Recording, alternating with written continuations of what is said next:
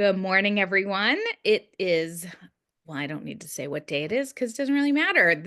I'm coming to you from the Shift interview series. I created this series in response to the profound uncertainty that we're all navigating right now, politically, globally, and personally, from political unrest to lingering effects of a global pandemic, the mounting climate crisis. We are living through opportunity after opportunity of relentless change. And these external pressures can feel really overwhelming, but within the chaos lies a deeper invitation, which is to wake up, to shift, and to evolve.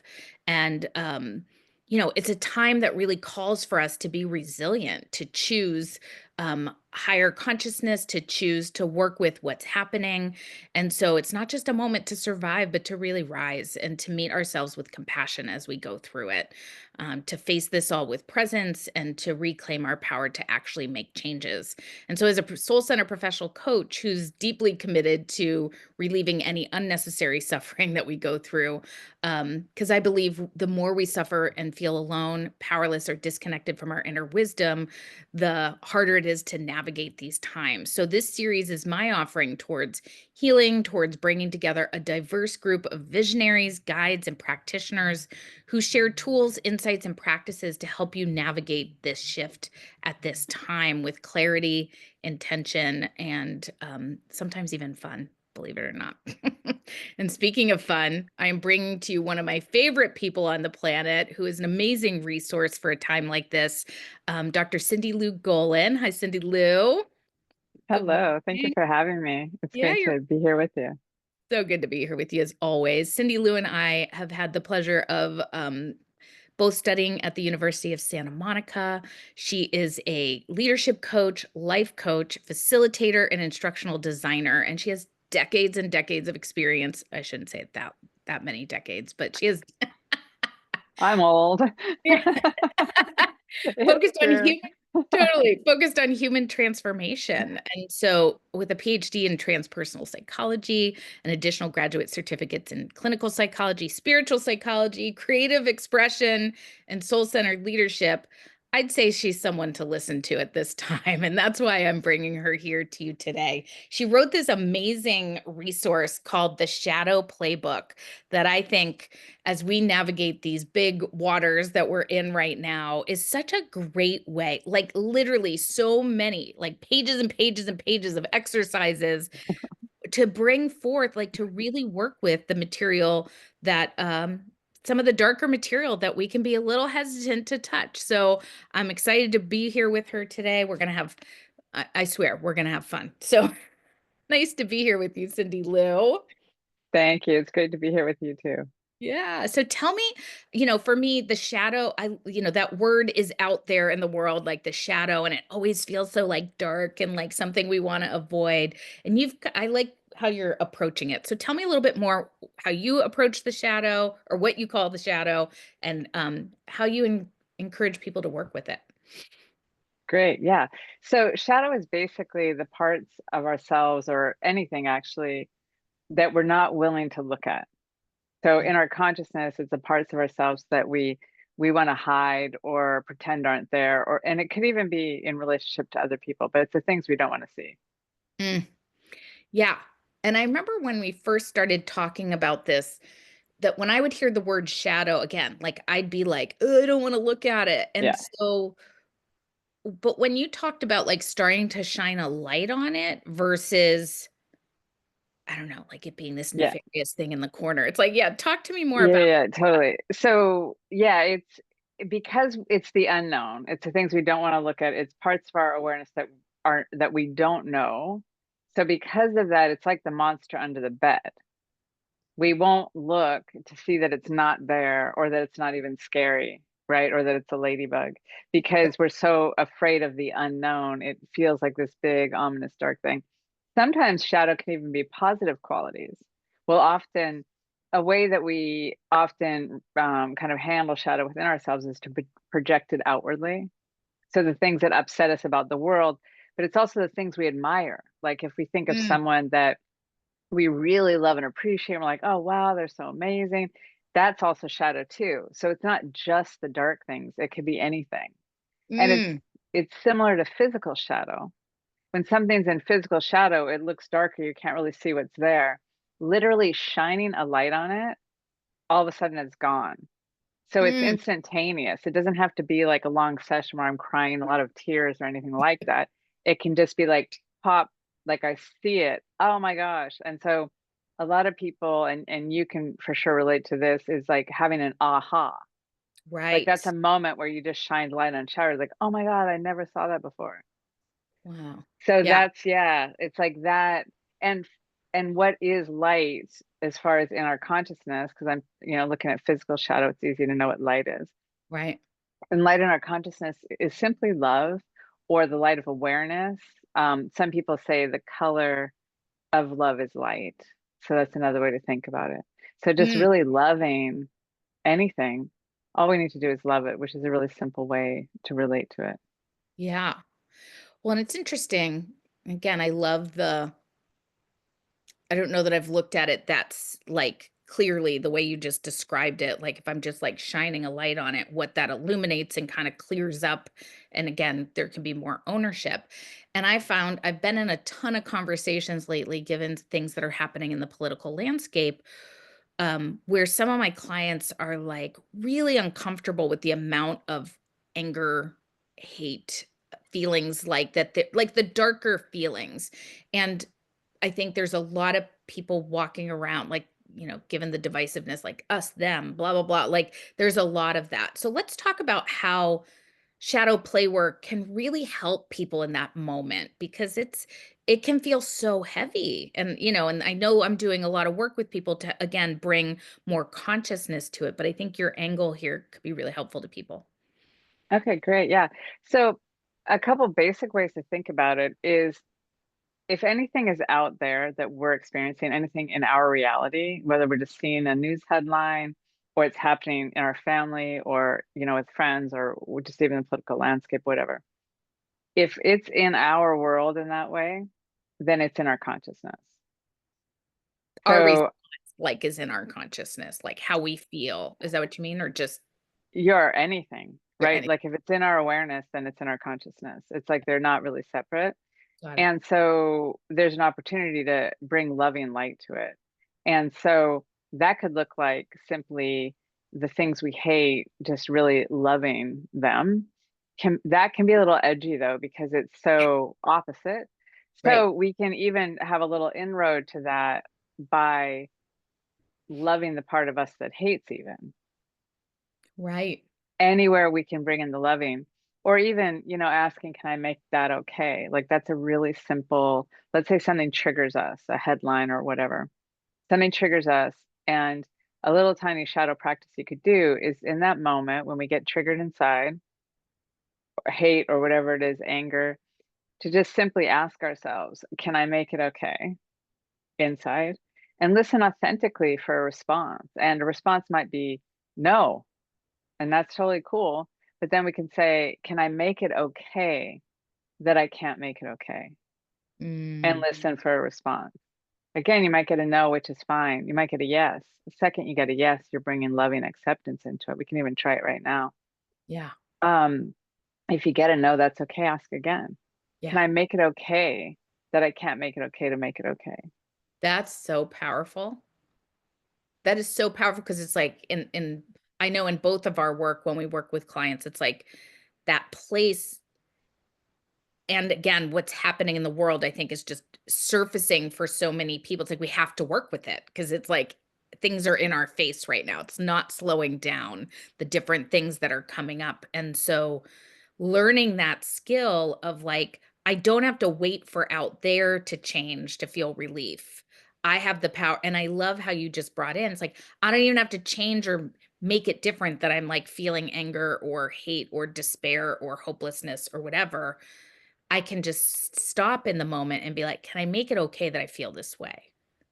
That in itself is like, it just breaks apart the place where people feel locked in place as to what's happening. So I really love that.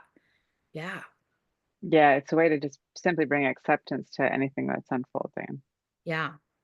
And what made you choose to call it a playbook rather than like a workbook?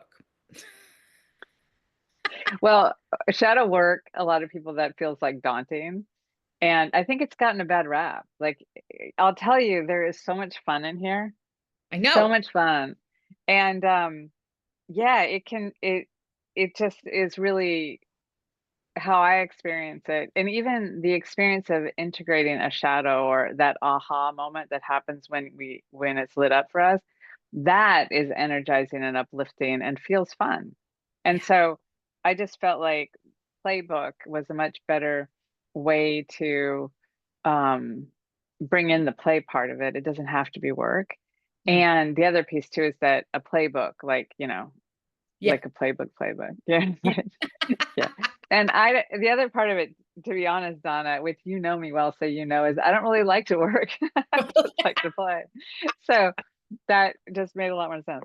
Yeah. And I do want to share, like, with people listening, that let me just look. There's probably about so it's kind of a big fat book. It would make a good doorstop if you purchased it and didn't like it.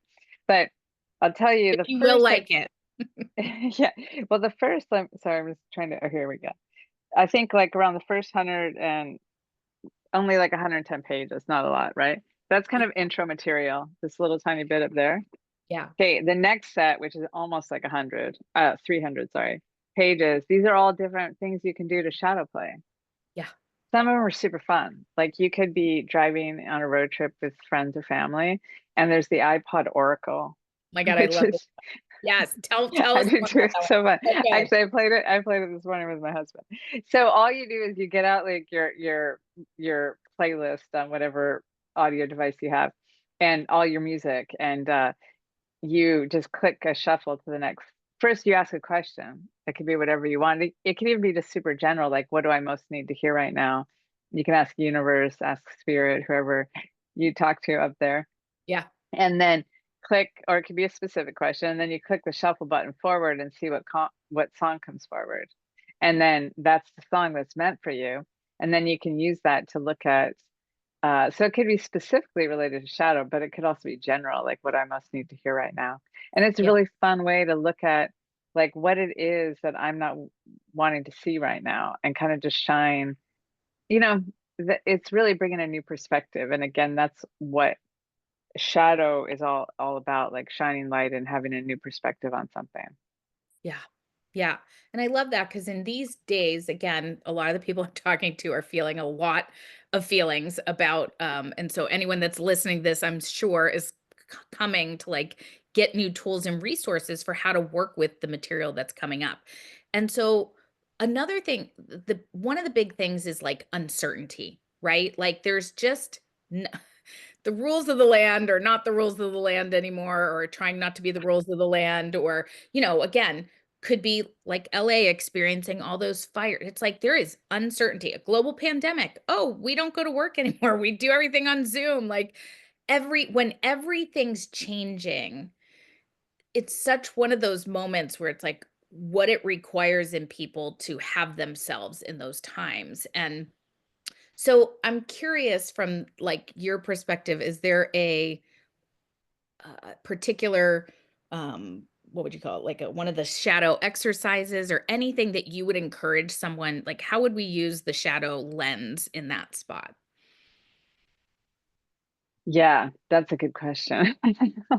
Yeah. So, yeah, something what's present for me is like when I appreciated your intro and how you kind of set everything up, because really calling ourselves forward, it's a time to be, in some ways, to be resilient. Yes. And there's just these huge challenges, and we are really being called to show up in all the uncertainty, and COVID really like brought it home for me in a way that I think jarred the whole world. But like you said, all of a sudden the basic things that we thought we could count on, we couldn't. And what was present when you shared that is just the idea that, so we have an ego as part of our personality structure. We also have a part we could call whatever we want, but it's basically our like our inner wisdom, the Yeah. part of us that's really trustable, that is beyond the ego. And in a moment of that kind of physical uncertainty where basic things are questioned, our ego automatically goes into fight or flight. Mm. And in that fight or flight mode, it kind of kicks in the reptilian brain, adrenaline, and it's very destabilizing. And it's not something we really have. We literally lose our executive functioning. Mm, And so we literally don't have the wherewithal to like really show up to a situation when our ego is in that mode. yeah. So, a couple things about that. One is to recognize that when our ego is in fight or flight, we don't have to be. Mm, right. The other thing to recognize is like physical things, we're talking about COVID and these other things can ignite the ego. But also too, whenever our ego's identity is threatened, which can also mean just like words, an insult, even a compliment could actually push an ego out of its comfort zone. Mm, So when the ego's in fight or flight, we're in our reptilian brain, adrenaline's running, we don't have our executive functioning. That's like, I mean, if that's happening to anyone, just like, take a time out. Like there's a lot of wisdom in the whole time out yeah. approach.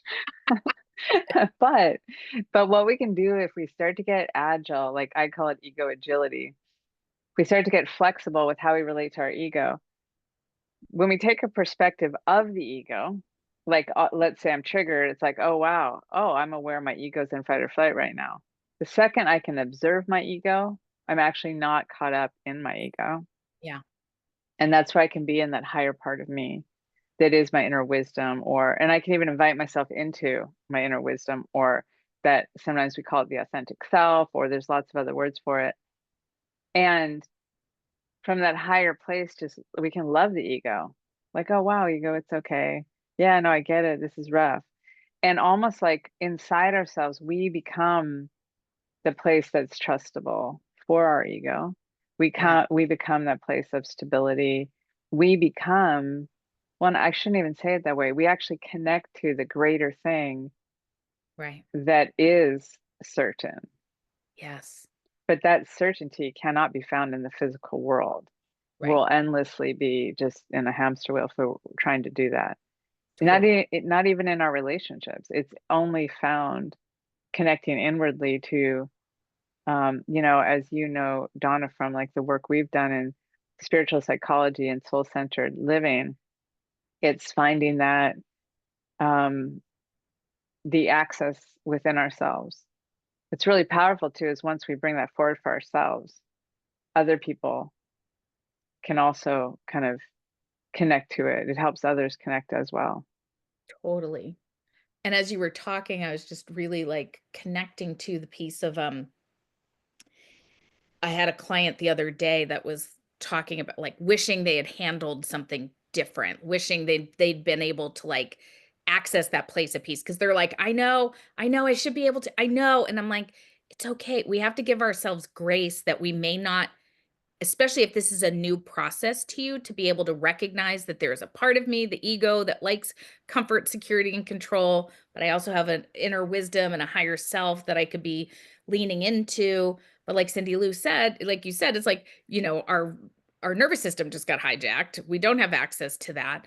So I really encourage everyone, and especially in times like these, that it's like this is an opportunity to grow this muscle, to flex this muscle, but know that it may come, the awareness may come later. And you can always give yourself a little divine redo inside. You can always think about how would I have handled that differently next time? How can I show up? It's like really starting with the intention to be more agile. I like how you call it egoic. How'd you call it? Like ego. Ego agility. Yeah. Like that place inside where you're like, yeah, I have an ego and sometimes it's gonna just come out, I'm gonna react from that place, but I can get stronger and stronger at showing up as lives is what I like to call it. It's like I can show up with more presence, more grace, more attunement to my higher self versus the reactive, conditioned, egoic part of me.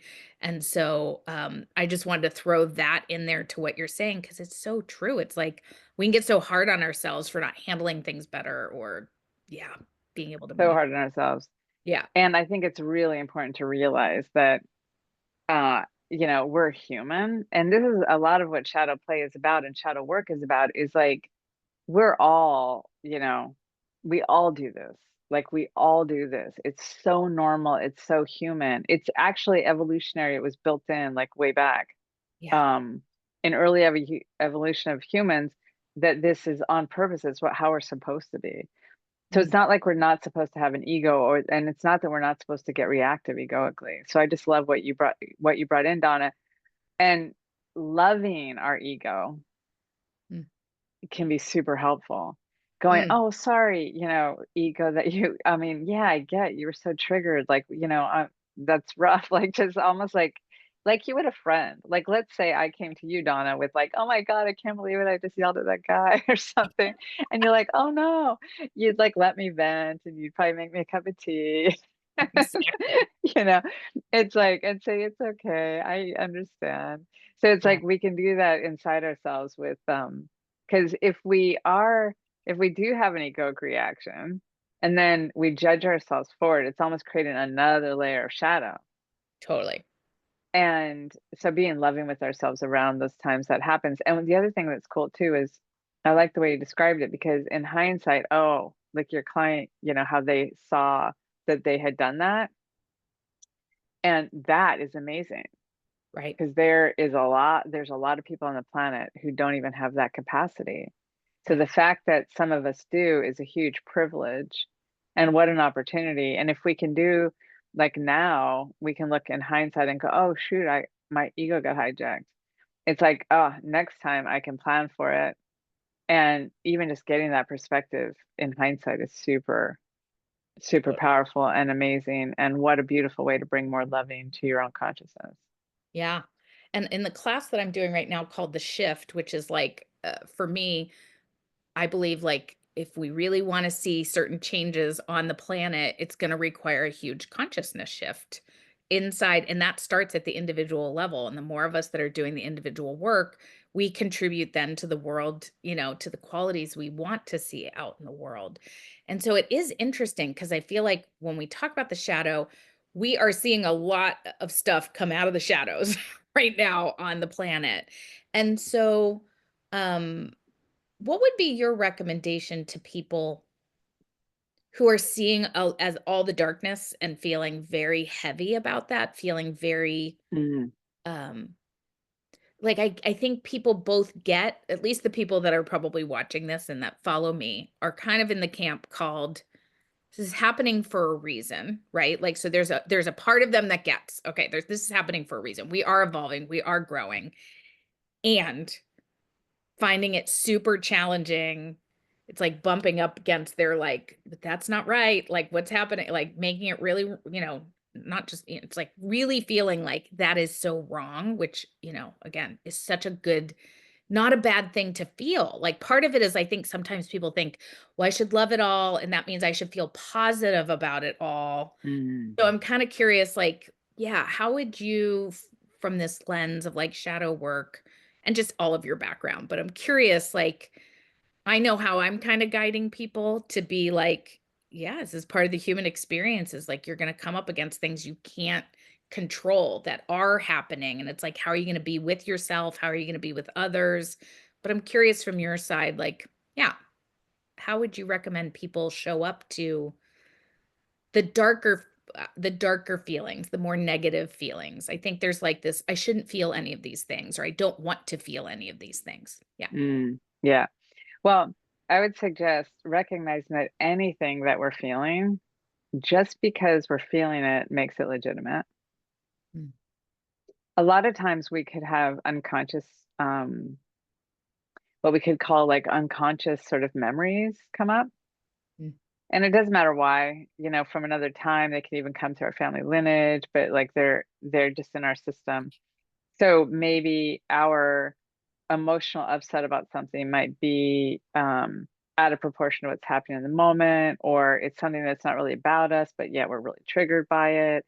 Like it's things like that, but it's really intense. And just recognizing that anything we're feeling is totally legitimate and let's say valid simply because it's present. mm. Now, what's interesting to note is like depression and the heavy energy Yeah. usually comes from when we don't express it. Right. Hmm. So anytime we try to stifle it, it's like, oh, I shouldn't be feeling that way, you know, oh, I shouldn't be having that thought, like none of that helps. And so there's lots of things we can do just in our own private space to liberate those feelings. I mean, oddly, we could even like dance it off, right? We could do free form writing, which is like stream of consciousness writing. When you're Mhm. it's basically venting on paper, energetically brings it out of us onto paper and then get rid of the paper after. You don't want to Yeah. read it or anything or bring that energy in. It's about releasing. Yeah. Crying into a pillow, screaming underwater is always fun too. Don't breathe in, Oh, just breathe don't breathe out. in. No, for those at home, don't breathe in when you're underwater. Yes. But also to cardio is great. Like it's motion, energy, and motion, right? We want to move it. We want to move it through. So Mm, let yourself feel it, let it come forward, let yourself cry, letting ourselves be present with feelings. And we can do it in a way that, obviously if we're in line at Starbucks, it might not be the best time.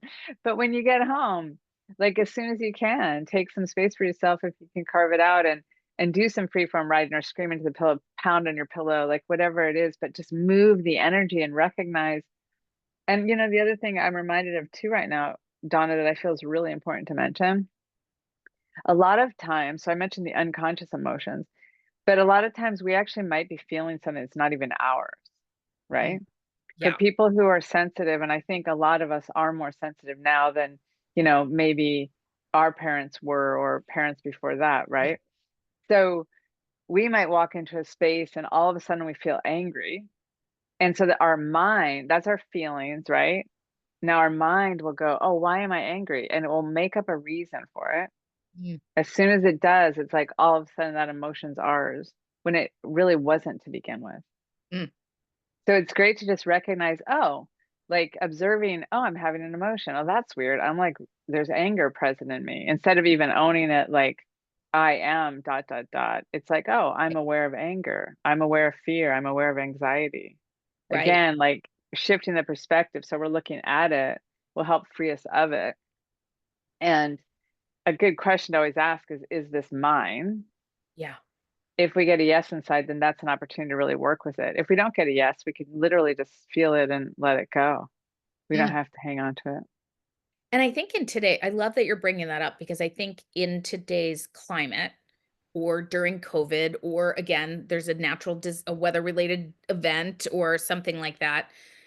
I even remember living here in the city during 9/11. Like, just there's a collective feeling and a Yes. collective energy that starts to occur that again, if we're not conscious, then we're kind of swept up in that, and it's not, again, not bad or wrong, but I love the way that you just said, like, really slow it down and listen inside. Is this mine? And I think too, I've been guiding people to listen, especially in the whole realm of like, there's suffering on the planet, and then there's the unnecessary suffering, which is like when we have emotional suffering that we're not tending to, or beliefs that are like not helping us, or old ways of being. And so to me, what the collective experience is like bringing up in all of us requires us to be like, hey, let's work with it and be conscious of it because it's part of the experience. And it's about learning to, yeah, show up to our life with more compassion and know that we have ourselves. So I love Mm, even like what you're talking about. It's like when there is a collective something happening, or even like you're saying, it's like walking into a space. But again, given like what's going on right now, it's yeah. like important that we also realize we're in charge of our own well-being. It would be way easier if things were different outside of us. Let's be clear. No one's saying that it wouldn't be easier and better, but it's like what the opportunity of these times are is like, I've got me.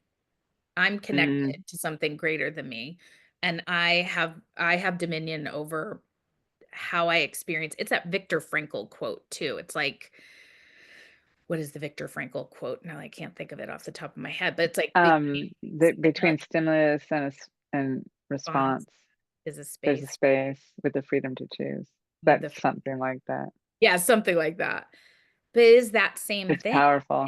It's like Absolutely. we because I think I know I lived a lot of my life. I'm curious for you. It's like I lived a lot of my life being like, if I can control outside of me, rearrange the pieces outside of me, manage someone's emotions outside of me, then I'll feel better. And I feel like the unlearning that I did, in studying spiritual psychology was recognizing my upset is not from out there. It's triggering something in me. Mm, And that's what I that's love so about powerful. your book. And that's what I love about your book is there's so many different ways to like get in touch with like what just got triggered and how do I work with that? Yeah. There was one exercise in here.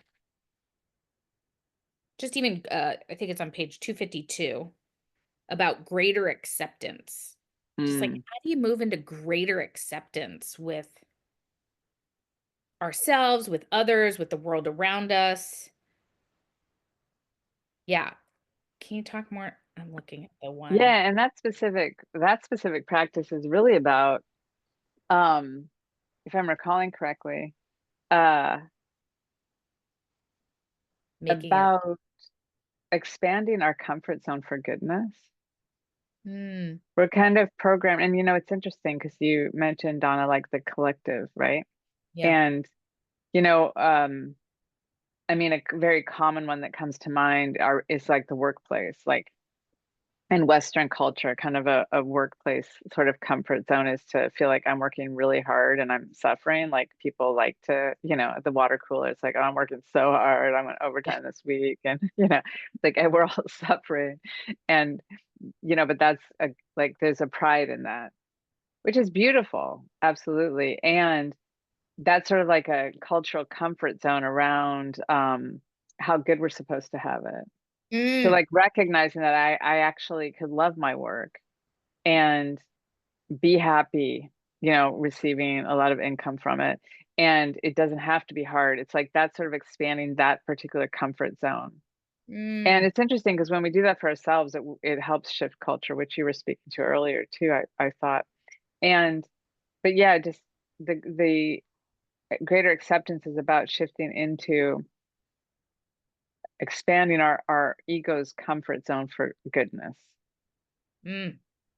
And if we were to apply that, let's say back like in COVID, like how do you think that would because as you were saying, I was like, "Oh, yeah." Like, so one of the things that I've heard from some people like, hit my camera, um, is that they feel bad for feeling good at this time as other like, maybe certain groups are being marginalized and targeted and, like, things like Hmm. that, and so, like, Yeah, for people that are like, "God, there's so many, like" and it could be weather-related events, it could be any of these things we're talking about where they feel bad to feel good during those times, and so I like what you're talking about, even shining a light on, like, I think the more we feel connected and good and, have ourselves, the more we can be of service out in the world. absolutely. And the more we're Absolutely. contributing, it's not to say, "Oh, go feel good and forget everybody else." It's like, no, like, Yeah, part of it is, like, feel good, feel connected, be connected to your own inner guidance so you can show up and be of service and be a helper in the world. So I wanted yeah, to like, I think that exercise could be really helpful in this kind of moment. totally. And it reminds me of a facilitation I did a week or two ago where the idea came up of think Oh, yeah. locally, act globally.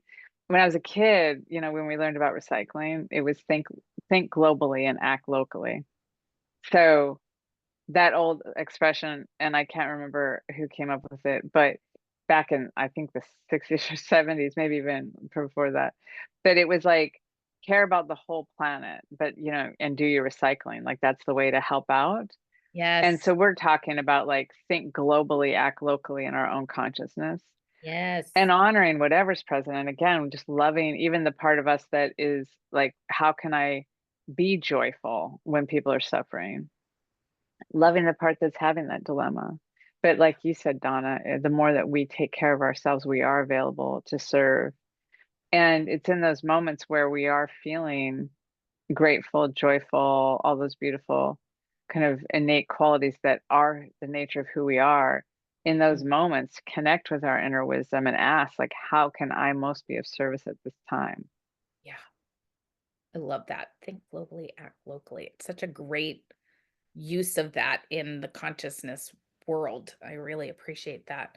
And I'll say one last thing I wanted to touch on is again this time this time, there's been lots of these times, but I'll just speak to, like, the moment. It's always now. Yeah. Like, the moment is now. But really, like, the shadows of, as we feel, and I love that you brought up positive projections too, but as we get triggered by others outside of us and the things we see happening, whether it's cruelty or bullying or, could be any of the things that people are feeling like, rolling back rights, like all of that stuff. If we get Mm, activated out there, bring it back to, like, how that's shadow play. Like, how can shadow play? It's like, how do we relate to that? mm. Because I think we suffer when we look and we just say, "It's out there, it's over there, it's not me. I'm gonna fight against that." I'm not saying don't stand up for things, definitely, but in our consciousness, how do we Yeah. what's the move? Yeah, that's a great question. And, as you said, it's not about not standing up for things. But what I'll say before speak to that, it's like the more we free ourselves inside ourselves, like you're saying, Don, take care of ourselves, then Mhm. we're more available to be of service. So this is good. So, Yeah, yeah, when we're projecting something outwardly, what, you know, uh, for me, I mean, there's probably lots of things in the book, but what first comes to mind as a knee jerk response to that question is from Doctors Ron and Mary Hulnick from the University of Santa Monica. One of their, how they used to say it is, or how they say it is, outer experience is a reflection of inner reality. And for me, like, that's the go to in those moments where I'm struggling. And I'll ask myself, so if outer experience is a reflection of inner reality, what is this experience reflecting to me about my own consciousness? For me, that's the gentlest way to like move into the moment. yeah, And then there could be a lot of ways to work with it yeah. and release it and liberate and shine light on it. And it could Yes. be something from maybe it's a misunderstanding that happened, when we were younger. It could be something we learned from our parents. It could just maybe, there's a way that we do the same thing to ourselves, right? Like, um, yeah, it could be a lot of different things, but just asking that question can really help bring us into the opportunity that's most available. Yeah. Yeah, and I appreciate a lot of the ways I'll say it with clients, very, on the same page with what you're saying. To bring it into, like, more clarity for a listener, it's like, I'll just speak from my own experience. It's like if I see something out in the world, like don't like how something is going or how a leader is acting, and I'm sitting there going like, I would never do that. I would never be that. That's not me. I don't that's not who I am. But slowing it down, I'm like, if it's I've learned if it's triggering me, it's there's a way that I'm also doing that, that I don't wanna own. I may not be doing it at the same scale, it may not be that obvious, it might not be, but the more it's triggering me, it's an opportunity, like Cindy Lou was talking about, to, like, slow it down and go, "Huh, where is that showing up for me?" Or how am I capable of doing that, was always a powerful one. Like, even if that's not my go-to, there are under certain conditions, I can show up in those ways, right? And so Mhm. it is an opportunity, like you said then, to shine loving on that and give myself compassion of like, yeah, that's part of being human, is like I have access to I can show up in ways that I'm not proud of, or that I don't actually I don't want to be showing up as, but I'm capable of it. And can I give myself grace there? That doesn't mean letting other people off the hook or accepting how that is out in the world. But as I own it more for myself and like bring less againstness inside myself to it and to what's happening, I then again, once again, have greater access to myself and can contribute on the planet in more loving ways, in more compassionate ways. Because who is it that said, I wrote it in one of my emails, we were talking, just even in quantum physics, it's like if we resist what's happening, we are helping keep that whole thing in place. And for me, Mhm. I want more loving on the planet. I want more peace on the planet. I want more kindness and compassion and whatnot on the planet. So I can't be fighting against it if I want it to shift, I've got to start bringing compassion to that. So if it's hard for me to bring compassion to out there and how someone's acting, I can start with being compassionate inside myself. Is there anything you would add to that? Like, I think that that's really important for people That to start seeing. it's so important and it's really beautiful. I love that you brought that in. And yes, I would just highlight how the any againstness we feel, like right now, if anyone has any, to just notice it, it's inside of you. It's not with the other person. So if I'm feeling againstness, it's literally in my consciousness and my space and my own interior. So by liberating that, the one who benefits the most is you. And so why, it's like it's for us to like do our own shadow work. It's for us, like it's going to help heal our own interior. Yeah. And the other piece about it, just kind of going back to the egoic um reactivity and the what I call the amygdala hijack, where the reptilian brain gets kicked Yeah. in. Yeah. We don't have access to our executive functioning when we're triggered. So that's another reason, right? Is like to be more present, to show up more fully, to be of service, like you were saying, Donna. The Mm. only way to do that is to have all of us on board Yeah. and to do our own shadow work will relax those parts that get so triggered and have againstness. And again, it's like it's the other person, it's not at all about the other person. They're not it's not like they're winning anything by you moving into greater acceptance. Like the person who's moving into greater acceptance inside themselves is the one who wins. Mm. Yeah. And I And think a lot that, of freedom comes with that. sorry to interrupt. Yeah. Yeah. So much freedom comes from that. And I think that that's the, so I would encourage anyone out there where this maybe feels like a big leap and like, oh, like letting someone else off the hook can feel like you're like being permissive that that's okay that it's happening.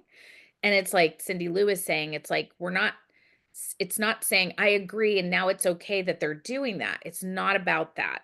It really is just more like, is there a way that I can shift inside or create more space around it, even if it's like 3% less against or 3% more relaxed around it is probably a better way of saying it. Like 3% more compassionate with yourself, 3% with more acceptance. Like it doesn't have to be this like now I'm totally open. It's like this is like, consciousness work like this is it's evolutionary. It takes time. It's not linear. So you don't have to all of a sudden swing all the way over to the other side. It's just like setting an intention and having a willingness to be like, I don't want to contribute to the suffering on the planet. So how, including my own. So start here, act locally, think globally, act locally. It's my favorite thing. You're what you're sharing, Donna, is reminding me of that well-known Rumi quote of out beyond right and wrong, there's a field. I'll meet you there.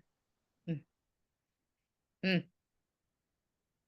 That's a perfect way to complete this conversation because it's true. It's like that's the question for everyone that's like been listening to. It's like sit with that quote.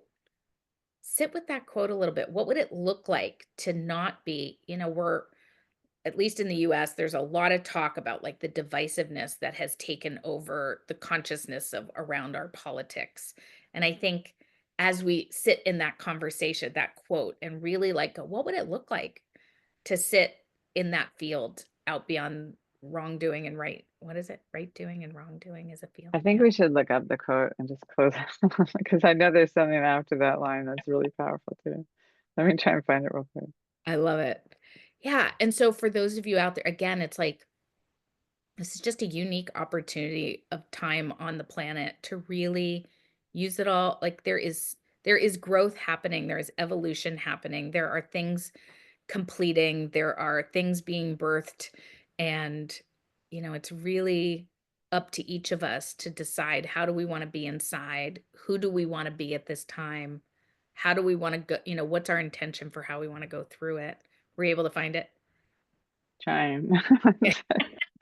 Hold on. I think I I want have a little. to find Rumi quote field. We're going to find it, people. Field. Okay. Here we go. Can I read it? Yes, please. So, out beyond ideas of wrongdoing and right doing, there is a field. I'll meet you there. When the soul lies down in that grass, the world is too full to talk about. Mm. That's by Rumi. It's by Rumi. Well, thank you, Cindy Lou. It has been so amazing to talk to you and to have this conversation. How do people find you? I will put this material in the show notes, but yeah, tell us how they can work with you more if they're intrigued about working with the shadow. Tell me, tell me, tell me. Yes, I work as a coach one-on-one. I have groups and I facilitate workshops. So Shadow Playbook dot shadowplaybook.com is a place where you can sign up for the list or you can reach out to me via that website. Okay. And there's the book which can be purchased on Amazon. Yes. And yes, Get yours. Get yours. This is the work of our time, people. Shadow Playbook. There's so many good resources in here, including the ones Cindy Lou talked about today. Thank you again. And to everyone out there, yeah. again, you have your. And Oh, go ahead, Cindy Lou. Sorry. thank you, Donna. I really appreciate it. And I also really appreciate the shift and all the work that you're doing on the planet right now. Really Oh, grateful. Thank thank you. you. Thank you. All right, everyone. We'll be back in the next few weeks with more facilitators, more practitioners and visionaries. Keep learning, keep growing, and I look forward to our next time together. Thanks, Cindy Lou. Thank you. Bye.